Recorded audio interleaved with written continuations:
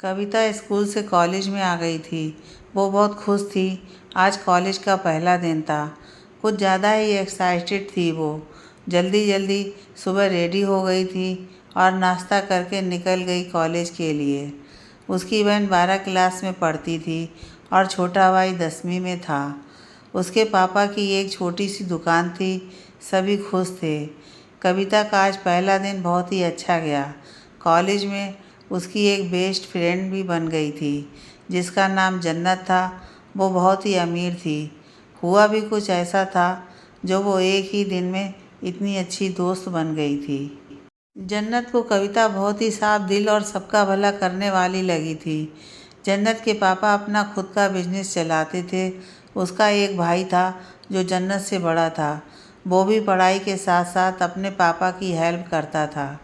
कविता के कॉलेज में ही एक अभय नाम का लड़का भी पढ़ता था जो कविता को देखते ही पसंद करने लगा था। लेकिन कविता उसकी तरफ देखती भी नहीं थी, इग्नोर कर देती थी। उसने कविता को प्रपोज भी किया लेकिन कविता के मना करने पर भी उससे बदला लेने की तरकीब सोचने लगा था। उसका इश्क अब जुनून बन गया था। उसके लिए उसको लगा जब कविता उसकी नहीं हो सकती तो किसी की भी नहीं हो सकती। कविता को भी उसके इरादे ठीक नहीं लगते थे। वो सब समझती थी लेकिन घर में किसी को भी नहीं बताया इस बारे में, क्योंकि वो उन्हें परेशान नहीं करना चाहती थी। घर में इस वजह से भी चुप थी। वहीं जन्नत का भाई भी कविता को पसंद करता था।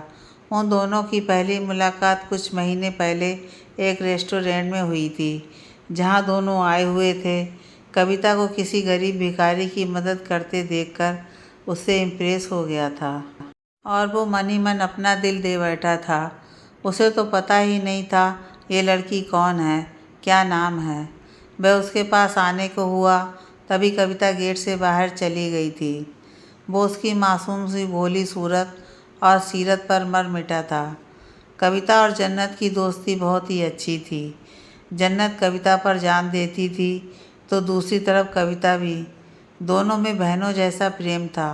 एक बार जन्नत कविता को घर आने के लिए बोली तो कविता बोली कि किसी और दिन चलूँगी, क्योंकि एक तो घर में बताकर नहीं आई थी, जानती थी सब परेशान होंगे। तो उसने किसी और दिन आने का कहकर चली गई। घर आकर देखा तो मम्मी किचन में थीं, उसकी पसंद के कोफ्ते बना रही थीं। घर आते ही मम्मी के पास आकर गले लग गई। आई लव यू मम्मा। उसकी मम्मी उसको गले लगाते हुए बोली, हाथ मुंह धो लो, खाना रेडी हो गया है। वह अपने बेडरूम में चली आई। आकर देखा तो उसकी छोटी बहन स्वीटी बैठी थी। अपनी दी को देखते ही वह चहकते हुए गले से लग गई थी और उसकी दी बोली, क्या कर रही हो, एग्ज़ाम कैसा चल रहा है तुम्हारा? तो स्वीटी बोली, फंटास्टिक। फिर दोनों बहनें मुस्कुरा दीं। कविता शावर लेने बाथरूम की तरफ चली गई। थोड़ी देर में कविता के पापा दुकान से घर आ गए। उसका भाई मैथ के आंसर सॉल्व कर रहा था। मम्मी की आवाज़ देने पर सब लोग लंच करने बैठे। साथ में उसके पापा ने पूछा कविता से, कैसा चल रहा है कॉलेज? तो कविता ने मुस्कुराकर कहा, बहुत ही अच्छा पापा। उसके पापा ये सुनकर बहुत ही खुश हुए। सब लोगों ने साथ साथ खाना खाया। कविता की ज़िंदगी में सब कुछ अच्छा चल रहा था। सब कुछ शांति से परफेक्ट था। उसे तो पता ही नहीं था कि उसकी ज़िंदगी में उतार चढ़ाव आने वाले हैं। वो इन सब से अनजान थी। जन्नत एक बार जिद करके कविता को अपने घर ले गई। अपने मम्मी पापा से उसको मिलवाया। उसके मम्मी पापा बहुत ही खुश हुए। कविता की भोली सूरत और उसके नर्म व्यवहार से काफ़ी ज़्यादा इम्प्रेस हुए। उसकी मम्मी ने दोनों के लिए नाश्ता बनाया। कविता एक ही दिन में सबसे इतना घुल मिल गई थी कि लगा ही नहीं था कि आज पहली बार आई है वो यहाँ। कुछ देर बाद जन्नत का भाई राज वहाँ आया। उसने कविता को देखा तो देखता ही रह गया। सोचने लगा ये यहाँ कैसे आ गई। एक बार तो उसे सपना सा लगा और वो उन दोनों के पास आ गया। जन्नत भाई को देखते ही उसके गले मिल गई तो भाई ने उसके सिर पर हाथ रख दिया। दोनों भाई बहन में बहुत ही प्यार था, लेकिन टकराव भी बहुत होता था। जन्नत भाई को देखते ही बोली, इनसे मिलिए, ये मेरी बेस्ट फ्रेंड कविता हैं। जिसे देखते ही राज खो सा गया उसमें, फिर जल्दी ही होश में आ गया। कविता को भी उसका भाई बहुत ही अच्छा लगा। तीनों मिलकर बात करने लगे। तभी जन्नत की मम्मी आ गईं। उसने उन सबको बात करते देखकर बहुत ही खुश हुई। वो मन ही मन कविता को अपने घर की बहू बनाने का सोचने लगीं। कविता एक ही दिन में सबको पसंद आ गई थी। जन्नत ने तो मजाक में कह भी दिया, मेरी बेस्ट फ्रेंड मेरी भाभी बन जाए तो क्या बात है। सब उसको ही देखने लगे। कविता का चेहरा शर्म से लाल हो गया, क्योंकि उसे भी राज बहुत अच्छा लगा। कुछ देर बाद कविता अपने घर चली गई तो जन्नत की मम्मी ने कहा, मुझे भी कविता बहुत ही अच्छी लगी। जन्नत और राज अपनी मम्मी की तरफ देखने लगे। वो समझ गए कि वो क्या कह रही हैं। और इधर अभय कविता से बदला लेने की फिराक में सोचता रहता था। कॉलेज में जन्नत हमेशा कविता के साथ रहती थी, जिससे अभय को कोई मौका ही हाथ नहीं लगता था। वो कविता से नफरत करने लगा था। उसे अच्छा नहीं लगता था कैसे कविता ने सबके सामने उसके प्रपोज़ल को रिजेक्ट कर दिया था। उसका इश्क अब जुनून बन गया था, कविता को पाने का और उससे बदला लेने का। एक बार कविता अकेले ही कॉलेज में उसे मिल गई, जिसका उसे कब से इंतज़ार था, और वो उसके सामने जाते ही उसे बाहों में लेकर किस करने लगा तो कविता को गुस्सा आ गया। उसने एक ज़ोरदार चांटा मार दिया अभय को, तो अभय वहाँ से गुस्से में चला गया। कविता भी गुस्से में बाहर निकल आई कॉलेज से और ऑटो देखने लगी। तभी राज अपनी कार से आता दिखाई दिया। उसने कविता को देखते ही कार रोक दिया। कविता भी उसे मना नहीं कर पाई और दोनों साथ में चले गए। रास्ते में राज ने कविता को बताया कि वह उसे बहुत ही ज़्यादा लाइक करता है। उसे पहली नज़र में ही कविता से प्यार हो गया था जब उसे रेस्टोरेंट में किसी गरीब भिखारी की मदद करते देखा, तो उसे उसी समय अपना दिल दे बैठा था।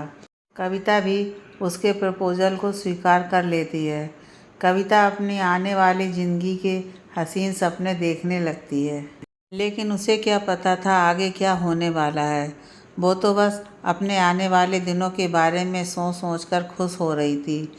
जन्नत के मम्मी पापा ने राज और कविता के रिश्ते की बात करने उनके घर आए, तो कविता के पापा ने कहा, यह हमारी बेटी की खुशनसीबी है जो आप लोग खुद यहाँ चलकर उसके रिश्ते की बात करने आए हो। लेकिन हमारी हैसियत बहुत ही कम है। आप लोग तो जानते हैं हम लोग ज़्यादा कुछ नहीं दे सकते हैं, फिर भी कोशिश करेंगे जितनी औकात है उससे कहीं बढ़कर करने की। इतना कहते ही अपने हाथ जोड़ दिए उनके सामने। तभी जन्नत के पापा बोले, हमें कुछ नहीं चाहिए, बस हमारी बहू हमें दे दीजिए। इतना कहकर मुस्कुराने लगे। उनकी बात सुनकर सभी मुस्कुरा दिए। कविता भी ये देखकर बहुत ही खुश हो गई। सब कुछ ठीक चलता रहा। सब बहुत ही खुश थे। किसे क्या पता था आगे क्या होने वाला है। जन्नत और कविता के पापा ने सगाई की डेट भी फिक्स कर दी थी। कुछ दिन ऐसे ही हंसते मुस्कुराते निकल गए और सगाई का दिन भी आ गया। आज सुबह सब बहुत खुश थे।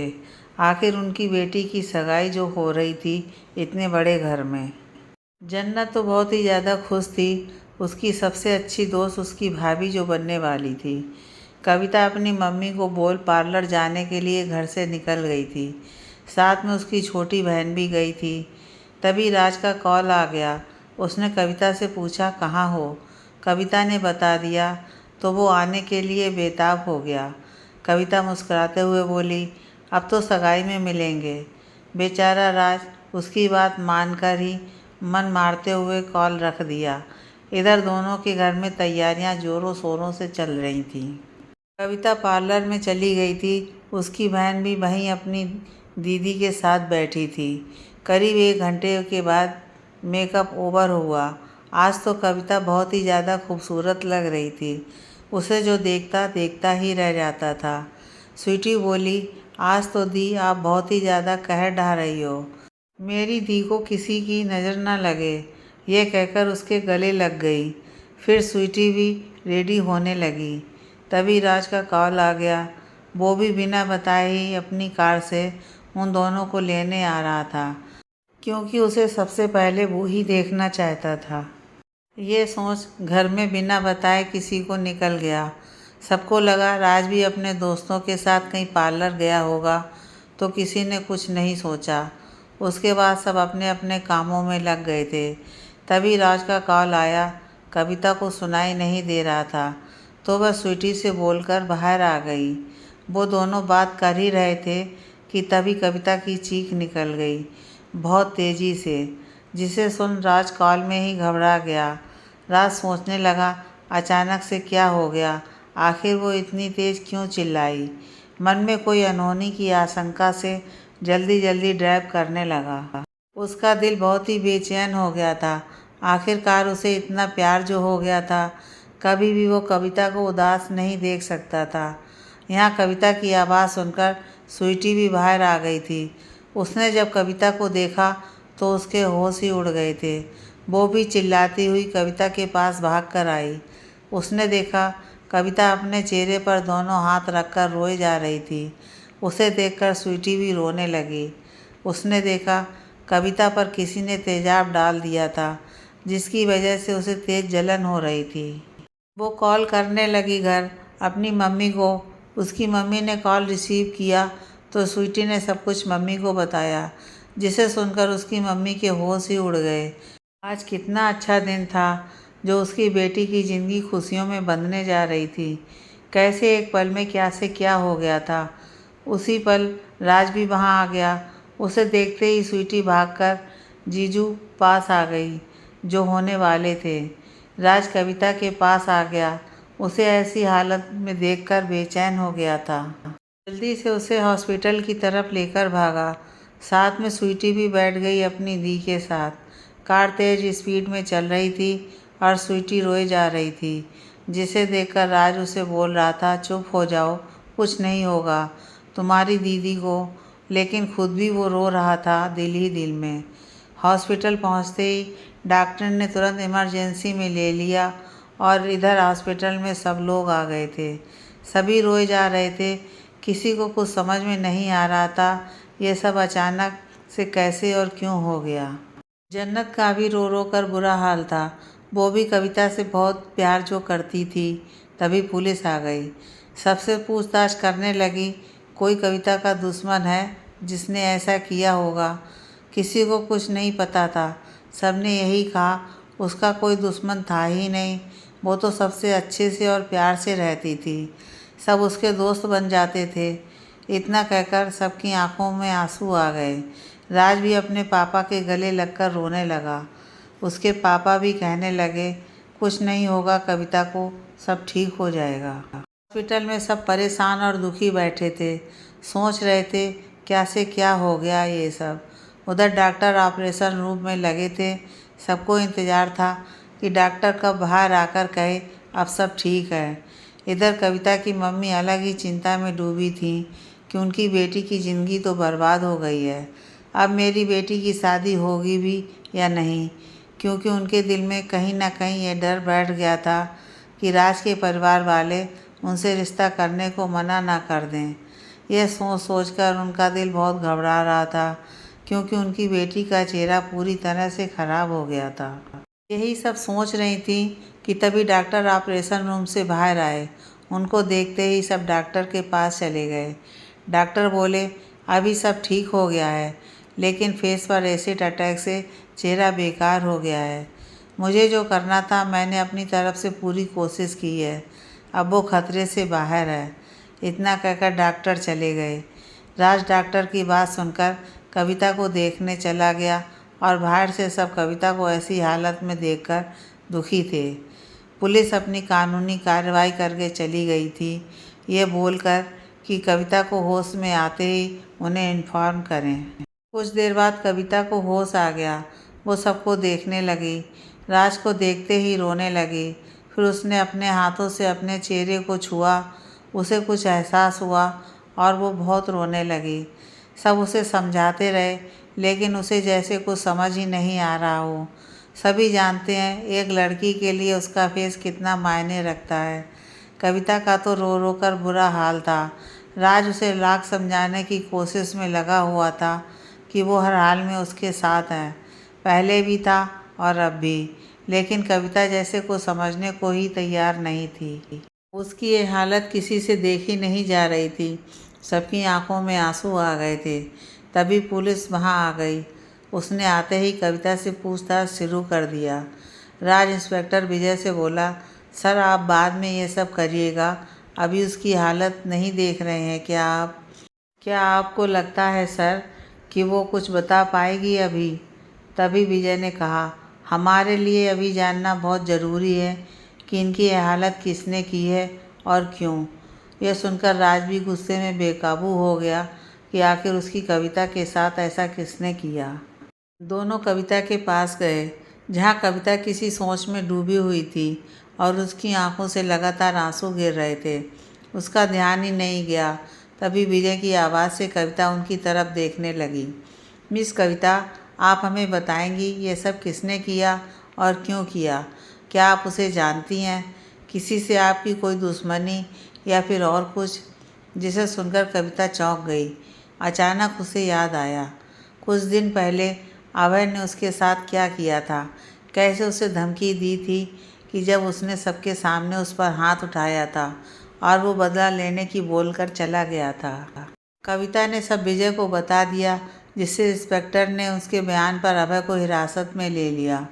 कड़ी पूछताछ के बाद अभय ने अपना गुनाह कबूल कर लिया। इधर कविता भी अपने घर आ गई।